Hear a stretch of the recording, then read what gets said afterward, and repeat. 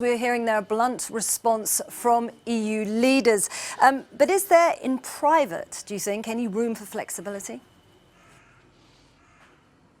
Well, this has been the question that's been asked over the past few days because Theresa May had sort of made it appear like she could come to Brussels and possibly reopen the withdrawal agreement in order to satisfy the MPs who are so concerned about the backstop in Britain. But really there isn't. What you got last night from Donald Tusk, the President of the European Council, and Jean-Claude Juncker from the Commission was some clarifications that they would prefer the backstop, A, never to be triggered at all, and B, if it ever were, that it would be temporary and superseded by a better deal.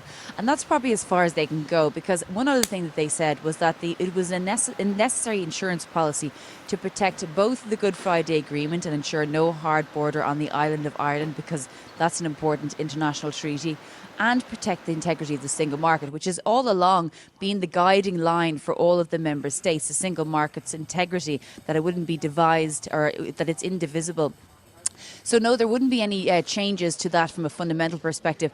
Also, you have to remember, and I've been speaking to many people throughout the week in relation to this, that the problem doesn't necessarily lie with the EU per se. The problem exists in the UK, and the fact that there isn't a very strong consensus among Parliament, in the House of Commons, among parties about what Brexit should look like. So regardless of what the EU were to do, if you were to even remove the backstop or make changes, you'd still probably have quite a bit of infighting in Britain as to what should happen next. So there isn't that consensus coming.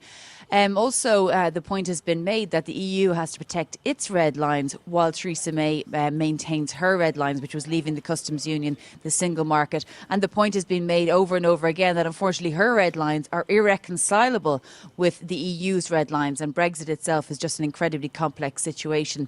I think that, and I've said this before, but it remains the case, that from speaking to officials and diplomats, the path of least resistance for the EU would be if the UK wanted to trigger or to revoke its Article 50 triggering, at least maybe extend Article 50 and just buy themselves more time, because nobody wants a no-deal scenario, that's for sure.